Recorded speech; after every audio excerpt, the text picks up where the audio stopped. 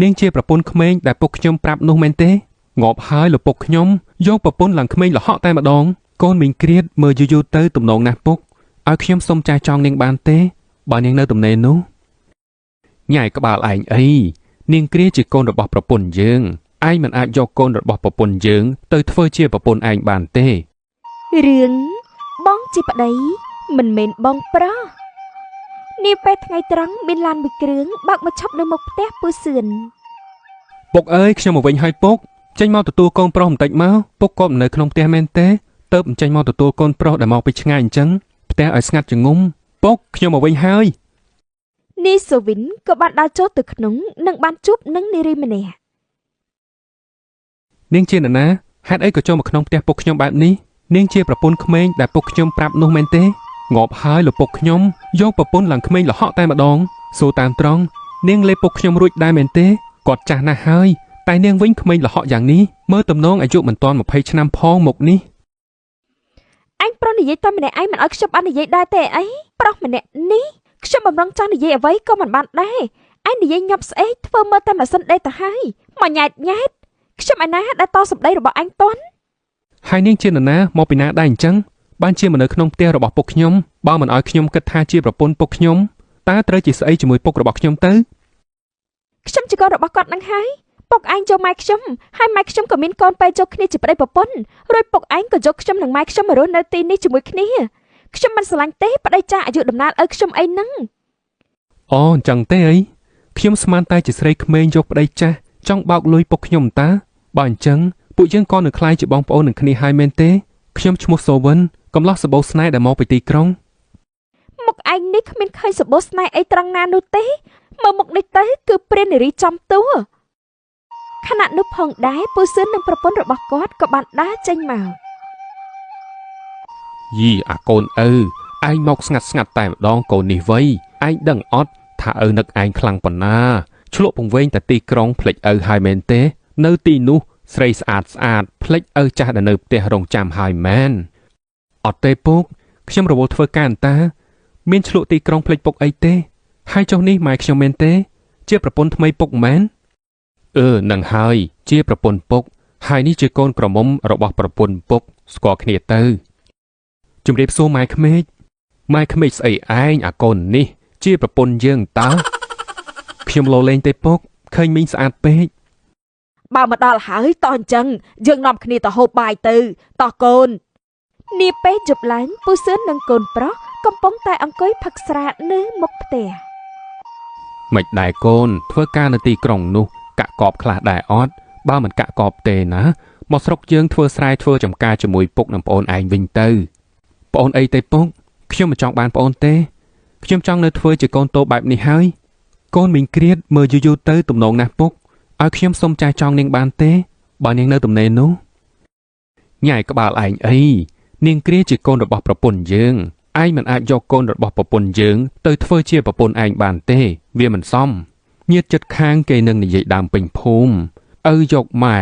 កូនយកកូនចឹងនោះកុំយកអីទៅក្រុងយកប្រពន្ធនៅឯក្រុង2-3នាក់តាមម្នាក់ឯងក៏បានដែរកុំចង់បានកូនរបស់ប្រពន្ធយើងអីពុកតែខ្ញុំមើលទៅនាងគ្រាក៏ឲ្យភ្នែកខ្ញុំដែរ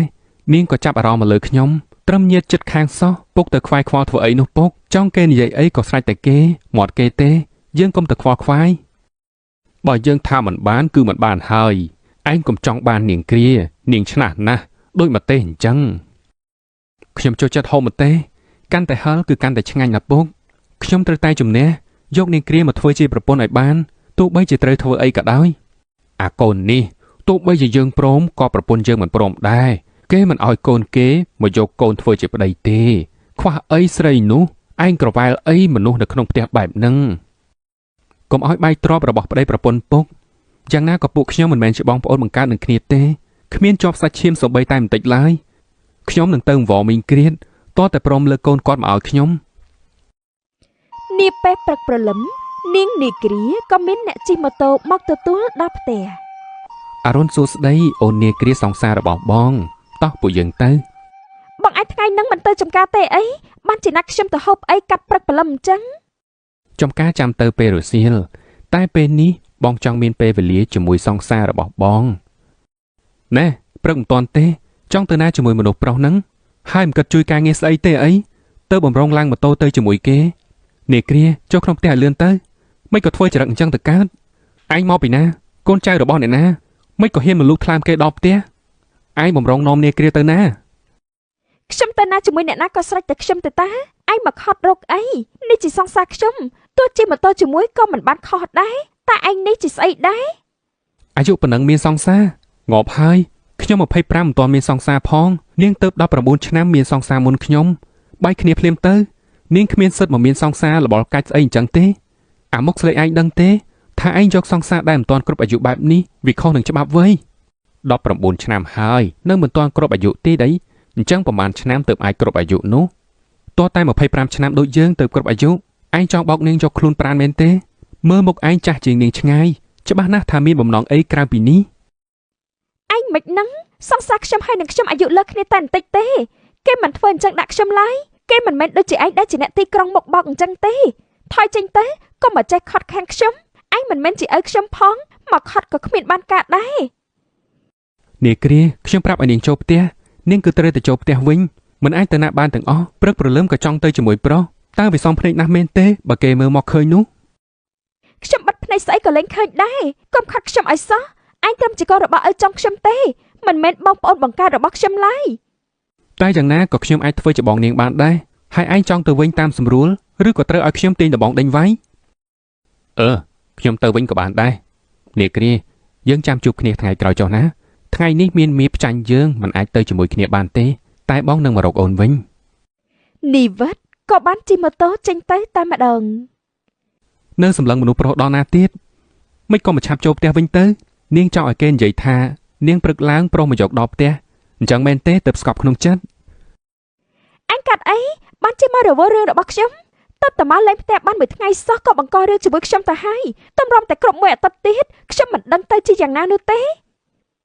យើងនឹងនៅជាមួយគ្នាអស់មួយជីវិតកុំភ័យអីមិនមែនត្រឹមតែមួយអាទិត្យនឹងទេបានន័យថាយ៉ាងម៉េចមួយជីវិតហ្នឹងបន្តិចទៀតគង់តែដឹងហើយចូលផ្ទះវិញទៅនាគ្រារបស់បងឯងទៅមកពីក្រុងវិញមានបានចាក់ថ្នាំបង្ការដែរឬអត់ហ្នឹងមិនខ្លាចបងមិនបានចាក់ថ្នាំបង្ការអូនទប់ស្នេហ៍បងមិនជាប់មែនទេយកស្អីក៏បានដែរមកវាយខ្ញុំឲ្យស្លាប់តែម្ដងទៅហាខ្ញុំជ្រិញពាក្យសម្ដីទាំងអស់នេះណាមុខបោកមុខនេះមិនអន់ទេយ៉ាងហោចណាស់ក៏ស្រីចាប់ដៃ3នាក់ដែរពេលដែលនៅទីក្រុងនោះស្រីជាប់ដៃអាណាមិនឃើញផងនឹងមើលមិនដែលឃើញស្រីជាប់ដៃបងនាគ្រាត្រៀមតែខ្លួនដើម្បីរស់នៅជាមួយបងអស់មួយជីវិតទៅបានហើយបងនឹងចិញ្ចឹមអូនឲ្យខ្លាយជាអូនអ៊ូកតែម្ដងនិយាយស្អីឈួតអត្តបៈនេះនាពេលរសៀលគ្រួសារពួកគេក៏បានជុំគ្នានិយាយគ្នាថាម៉េចកូនលបងអ្នកស្រឡាញ់មកអូនកូនខ្ញុំហ៎តែពួកគេត្រូវជាបងប្អូននឹងគ្នាទេតើស្រឡាញ់ស្អីចង់រៀបការស្អីឈួតមែនទេម៉ែវាធ្វើចិត្តឲ្យត្រជាក់ទៅមើលស្ដាប់កូនប្រុសខ្ញុំវានិយាយសិនទៅម៉ែវាខ្ញុំមិនស្ដាប់ទេខ្ញុំក៏មិនព្រមរៀបការជាមួយកូនពុកដែរមិនដឹងថាគេជាមនុស្សយ៉ាងម៉េចតែធ្វើការនៅទីក្រុងមិនដឹងថាមានស្រីប្រមាណអ្នកនោះទេខ្ញុំមិនព្រមជាដាច់ខាតទោះបីខ្ញុំត្រូវស្លាប់ក៏ដោយបងមិនល្អត្រង់ណាបើបងមានការងារដែលសមរម្យធ្វើមួយប្រាក់ខែក៏ខ្ពស់មានលំនឹងអាចទប់ទល់បានហេតុអីក៏នាគ្រាបដិសេធចង់ទៅយកអាក្មេងបែកបាយស្ទាវនោះបងត្រឹមត្រូវប៉ុណ្ណឹងហើយនាគ្រាមើលមិនឃើញបងខ្ញុំស្អប់ឯងនឹងហើយនៅមិនដឹងខ្លួនទេអីតបតែម្លេងស្រុកតែឯងធ្វើឲ្យខ្ញុំធុញនឹងឯងសឹងតែរត់ចេញពីផ្ទះទៅហើយតម្រាំតែយកឯងធ្វើប្តីទៀតខ្ញុំមិនត្រូវធុញដល់ស្លាប់ទេអីធុញនឹងបានបាយស៊ីមែននាគ្រាសម័យនេះហើយគេយកអ្នកណាដែលអាចទប់ទល់លំនឹងក្នុងគ្រួសារបានចិញ្ចឹមផ្គត់ផ្គង់ប្រពន្ធឲ្យរស់ស្រួលឬក៏ចង់ទៅយកអាម្នាក់មុននោះដែលស្លេកសង្ស័យតែមិនអាចទប់លំនឹងគ្រាន់តែរឿងស៊ីចាយប្រចាំថ្ងៃផងតែដឹងបងជាមនុស្សប្រុសដែលមានទំនួលខុសត្រូវយកភ្នែកមកមើលតែមុខបានហើយតែត្រូវយកខួរក្បាលមកគិតខ្លះផងគួរជ្រើសរើសអ្វីខ្លះសម្រាប់ខ្លួនឯងល្អបន្តទៅថ្ងៃមុខមិនមែនចិត្តស្រឡាញ់តែមួយឆាវយកហើយក៏អត់អង្គច្រកឆ្នាំងនោះទេខ្ញុំមិនចង់បានឯងហើយក៏មិនចង់មានប្តីដូចជាឯងអញ្ចឹងដែរមុខបោកមុខមិនស្មោះត្រង់អ្នកណាយកបរិភពមុខខ្ញុំមែនទេទៅនិយាយបែបនេះគេចាយលុយទិញបាយទិញម្ហូបអន្តើព្រោះខ្ញុំនេះក៏សង្ហាជាងសង្សារនាងឆ្ងាយណាស់មុខវាស្លេកបើមិនកើតព្រូនក៏ទឹកនោមប្រៃដែរឈួតហ្មងឈប់និយាយជាមួយហើយម៉ែខ្ញុំមិនស្រឡាញ់មិនយកកូនប្តីម៉ែមកធ្វើប្តីខ្ញុំទេកុំឡងជឿពាក្យគេញុះញង់ឲ្យសោះកូនស្រីឯងគួរតែពិចារណាពីរឿងនេះ ថ្ងៃអនាគតទៅពុកម៉ែមិនអាចនៅជាមួយឯងអស់មួយជីវិតទេកូនប្រុសពុកវាអាចចិញ្ចឹមកូនឯងឲ្យរស់នៅស្រួលសោយសុខមានលុយកាក់ចាយវាយមិនខ្វះមុខក្រោយទេឯងអាចធ្វើអញ្ចឹងយ៉ាងម៉េចបានចង់ឲ្យកូនយើងយកគ្នាជាប្តីប្រពន្ធអញ្ចឹងអីញាតិចិត្តខាងតើគេនឹងនិន្ទាថាយ៉ាងម៉េចខ្លះទៅបើយើងពីរនាក់មិនតន់ខ្លាយជាប្តីប្រពន្ធនឹងគ្នាណាខ្ញុំក៏មិនថាស្អីដែរប៉ុន្តែយើងជាប្តីប្រពន្ធនឹងគ្នាហើយមីងវាជារឿងពីរផ្សេងគ្នាអន្តើមីងនឹងពុកខ្ញុំផ្សេងខ្ញុំនឹងនាយគ្រាមិនជាប់សាច់ឈាមអ្វីនឹងគ្នាផងរឿងអីដែលថាយកគ្នាមិនបានពេលយកគ្នាជាប្តីប្រពន្ធរួចខ្ញុំនឹងយកនាយគ្រាទៅនៅក្រុងជាមួយខ្ញុំឲ្យនាងនៅផ្ទះមើលថែទាំរបស់ក្នុងផ្ទះខ្ញុំជាអ្នកធ្វើការចិញ្ចឹមនាងមិនឲ្យនាងលំបាកនោះទេបើមីងឲ្យនាងយកអ្នកនៅក្នុងភូមិយើងនេះទុកចិត្តអត់បានទេថាគេនឹងចិញ្ចឹមនាយគ្រាឲ្យរស់ស្រួលសោយសុខជាងខ្ញុំគឺគ្មានផ្លូវជាដាច់ខាតតែមីងគិតថាវានៅតែមិនទំនងទេទំនងឬមិនទំនងតតែសាក់មើលបើមីងមិនចង់ឲ្យពួកខ្ញុំរៀបការហើយខ្លាចញាតថាអញ្ចឹងពួកខ្ញុំចុះតែសម្បត្តិអាពាហ៍ពិពាហ៍ក៏បានដែរយើងធ្វើស្ងាត់តែជាមួយមេភូមិអីទៅតើបានទេម៉ែកុំអីណាខ្ញុំមិនចង់បានអញ្ចឹងទេទៅថ្ងៃមុខមានតែកូនប្រុសពុកទេដែលអាចចិញ្ចឹមមើលថែកូនបានយ៉ាងល្អណាសុំពេលគិតមួយយប់សិនមីងគ្រីតនិងកូនស្រីក៏បានចាក់ចេញទៅតែម្ដងពុកជួយបញ្ចុះបញ្ចូលឲ្យខ្ញុំផងខ្ញុំឃើញសង្សារនាយគ្រាហើយមិនចង់ឲ្យនាងទៅស្រឡាញ់គ្នាជាមួយអាមុខស្លេកនឹងទេវាអត់ល្អស្ទាវសុទ្ធសាធតែម្ដងចាំយើងទៅបញ្ចុះបញ្ចូលឲ្យក៏បានដែរមីងគ្រីតនាំកូនស្រីចូលមកក្នុងបន្ទប់ដេកម៉ែខ្ញុំអត់យកគេទេគេនៅបោកខ្លាំងណាស់មុខនឹងណាមើលមិនក៏មិនល្អដែរខ្ញុំមិនចង់បានប្តីអញ្ចឹងឡើយម៉ែក៏គិតដូចជាសូវីនអញ្ចឹងដែរគ្មានអ្នកណាដែលអាចចិញ្ចឹមកូនឲ្យរស់នៅសុខស្រួលបានទេកូនយកសូវីនទៅល្អជាងសង្សារកូនឯងគ្រប់យ៉ាងតែម្ដងតែខ្ញុំនឹងតប៉ែនឹងនិយាយមិនចូលគ្នាទេម៉ែខ្ញុំមិនយកប្តីដូចគេទេម៉ែកុំបង្ខំខ្ញុំអីយើងចូលមកនៅក្នុងផ្ទះរបស់គេយើងគ្មានអ្វីទាំងអស់កូនត្រូវដឹងគុណគេឪពុកកូនពួកគេណាមានបុណ្យលើយើងខ្លាំងណាស់ម៉ែក៏ចង់ឃើញកូនបានល្អរស់នៅសុខស្រួលមានលុយកាន់ចាយពេញដៃដែរកូនមិនឃើញទេអីពេលនៅជាមួយពុកបង្កើតកូនឯងណាការដែលរស់នៅនោះពុកកូនឯងអាត្មានិយមប៉ុណ្ណាមិនអើពើនឹងម្ដាយកូនយើងទេហើយក៏មិនខ្វល់យកចិត្តទុកដាក់សោះតែម្ដងលុយក៏គេអ្នកកាន់មិនឲ្យរបេះទេមួយថ្ងៃឲ្យ10000ទិញម្ហូបព្រឹកល្ងាចហើយសល់បន្តិចណាទាយកទៅវិញអស់កូនកុំយកឲ្យសោះបរោះដែលគ្មានទំនួលខុសត្រូវបរោះដែលក្តាប់លុយទាំងប៉ុន្មានមិនឲ្យយើងប៉ះសំបីតែ100ខ្មែរនោះណែយកក្មួយសូវីនទៅគេមិនឲ្យកូនអត់ឃ្លានខ្វះមុខខ្វះក្រោយដូចជាពុកកូនទេដែលយើងចាប់តែមើលទឹកមុខនោះម៉ែចាំបើគេបោកចិត្តខ្ញុំហើយបោកគេយកលុយឲ្យអស់វិញមកប្រមូលឲ្យខ្ទេចទៅអញ្ចឹងក៏បានដែរព្រមយកគេធ្វើប្តីតែបង្ខំចិត្តទេនីសូវីននិងនាងនីគ្រាចោះសម្បត្តិអាពាហ៍ពិពាហ៍ជាមួយគ្នារួចក៏ឡើងទៅនៅទីក្រុងយកតែម្ដងផ្ទះនីសូវីននាងគ្រាមើលស្អីសម្បើម្លេះតោះទៅបន្ទប់យើងពួកយើងដេកបន្ទប់ផ្សេងគ្នាទេខ្ញុំមិនព្រមដេកបន្ទប់រួមជាមួយឯងទេនាងគ្រាអូនឯងមិនធ្វើចរិតអញ្ចឹងទៀតហើយផ្សេងផ្សឹងអីបងជាប្តីអូនឯងហើយធ្វើអញ្ចឹងបានយ៉ាងម៉េចទៅនឹងតែខ្ញុំចង់បានអញ្ចឹងបើឯងមិនព្រមខ្ញុំទៅស្រុកនៅជាមួយម៉ែខ្ញុំវិញចឹងក៏បានដែរដេកបន្ទប់ផ្សេងគ្នា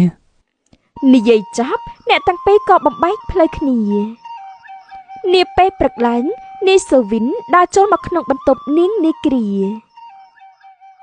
នាងគ្រានេះលុយសម្រាប់ទិញម្ហូបនិងរបស់ប្រើប្រាស់ដែលចាំបាច់សម្រាប់ខ្លួនឯង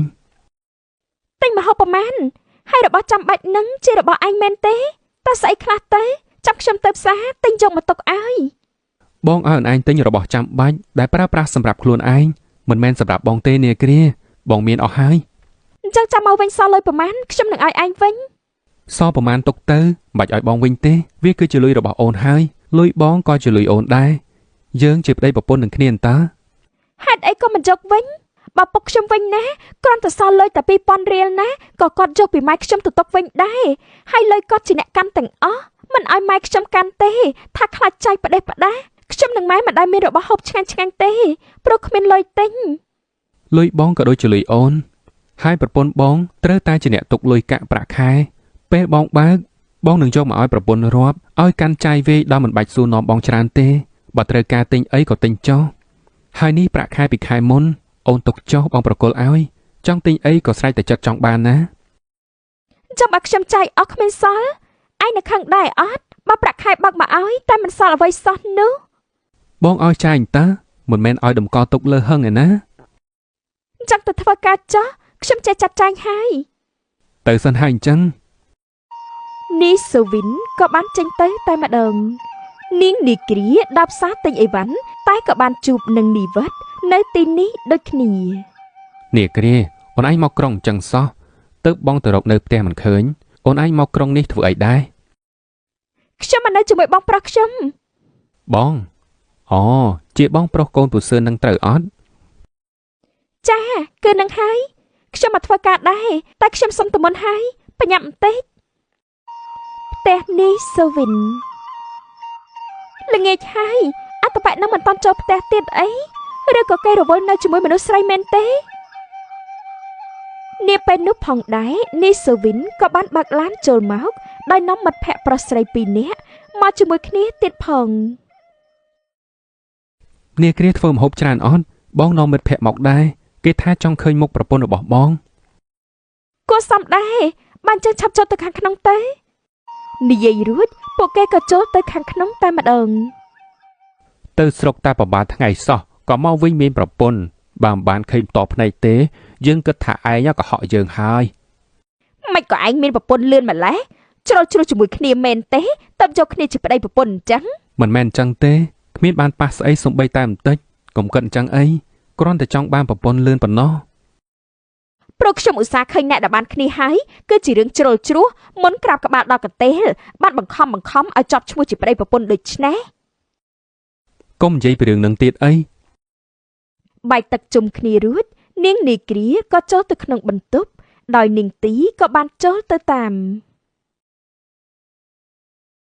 មករកអីដាក់ក្នុងបន្ទប់ខ្ញុំនេះខ្ញុំធ្លាប់មកផ្ទះបងសូវិនញឹកញាប់ខ្លាំងណាស់ហើយវាយ៉ាងម៉េចមកញឹកឬក៏មិនញឹកពាក់ព័ន្ធស្អីគ្នានាងនឹងបងសូវិនខូចខ្លួនប្រានមុនចោះសម្បត្តិស្នាមមែនទេបានជាបងសូវិនរហ័នយកនាងមកធ្វើជាប្រពន្ធនិយាយនេះមានខុសក្បាលដែរទេចាំបាច់តទៅជ្រុលជ្រោះនឹងគ្នាតបញ្ញាប់ណាប់គ្នាទៅចោះសម្បត្តិអាពាហ៍ពិពាហ៍មែនទេយើងតែងតែគិតថាបងសូវិននឹងយើងអាចខ្លាចជាគូអនាគតតែនាងបែរជាមកបញ្ចប់ក្តីសម័យរបស់យើងបែបនេះទៅវិញវាពាក់កណ្ដាលទីពេកហើយខ្ញុំមិនចង់ដឹងទេរឿងរបស់នាងតែពេលនេះគេមានប្រពន្ធហើយមកផ្ទះគេកំដៅប្តីផ្ដាស់អញ្ចឹងទៀតក្រែងចិត្តម្ចាស់ផ្ទះគេផងព្រោះថានាងត្រឹមតែជាមិត្តរួមការងារនោះទេនាងឯងលាក់ពុតណាស់នៅចំពោះមុខគ្រប់គ្នាធ្វើស្លូតតែពេលដែលនៅពីអ្នកយើងនាងឯងចេញចរិតពឹសមកហើយមកផ្ទះគេនិយាយមិនល្អពីគេហើយចង់ឲ្យខ្ញុំនៅស្លូតជាមួយរបៀបណានាងមើលរឿងកុនប៉ះតែតួប្រពន្ធស្របច្បាប់គេស្លូតមែនតែយើងនេះប្រលេះនាងឲ្យបែកមាត់ហើយបើហ៊ានតែក្អកទៀតនាងខណៈពេលនោះផងដែរនីសូវិននិងនីម៉ែនក៏បានដើរចូលមកនិយាយអីគ្នានឹងស្រីតោះយើងទៅផ្ទះវិញទៅអាសូវិនវាជូនទៅវិញនឹងឆាប់បានមកវិញដេកឲ្យប្រពន្ធវាផងឆានាងទីក៏ដើរចេញទៅវិញតែម្ដងទើបនីម៉ែនដើរចេញតាមពីក្រោយមិញនិយាយអីជាមួយគ្នាមែនទេតោះសម្ដីគ្នាឬអត់បើតោះសម្ដីគ្នាអញកាន់ជើងអ្នកក្រៅហើយបងកាន់ជើងប្រពន្ធអូមកដាក់លើគ្រែនេះតែម្ដងបានហើយឆាប់ជូនពួកគេត្រឡប់ទៅផ្ទះវិញទៅនឹងឆាប់បានមកផ្ទះវិញដេកដូចគ្នាទៅសិនហើយអញ្ចឹងប្រពន្ធនីសូវិនក៏បានចាក់ចេញទៅតែម្ដង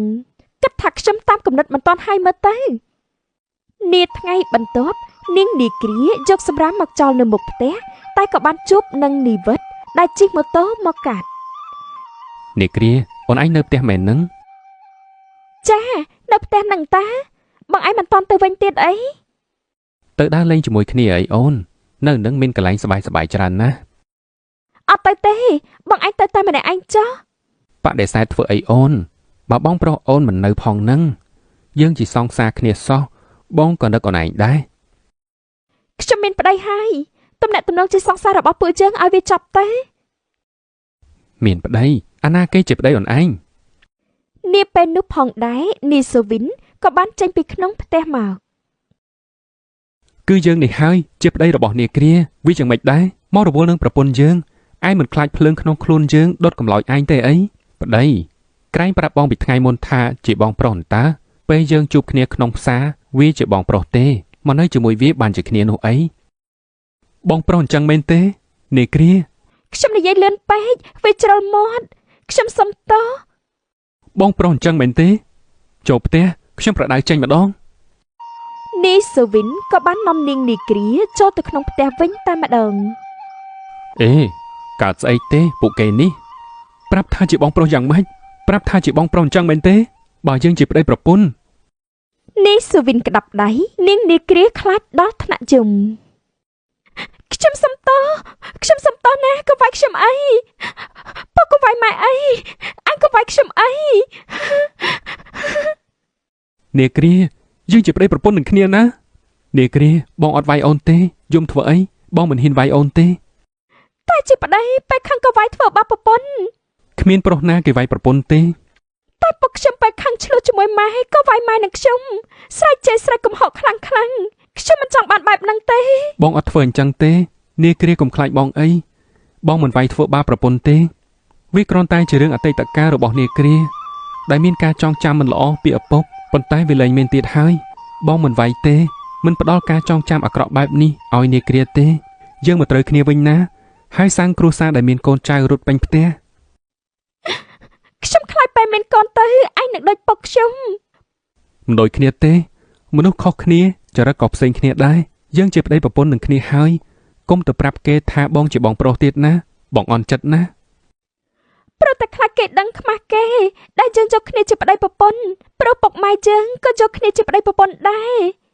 យើងគ្មានអីជាប់ពាក់ព័ន្ធគ្នាជីវិតយើងគឺយើងជាអ្នកសម្រេចមិនមែនពួកគេទេខ្វល់ច្រើនឈឺក្បាលច្រើននោះទេឈប់ខ្វល់ពីពួកគេហើយក៏ឈប់ប្រាប់គេថាប្តីជាបងប្រុសយល់ទេឈប់និយាយចឹងហើយលោកប្តីឆ្លាតណាស់ប្រពន្ធបងប្តីប្រពន្ធអ្នកទាំងពីរក៏យល់ចិត្តគ្នាចាប់តាំងពីពេលនោះមក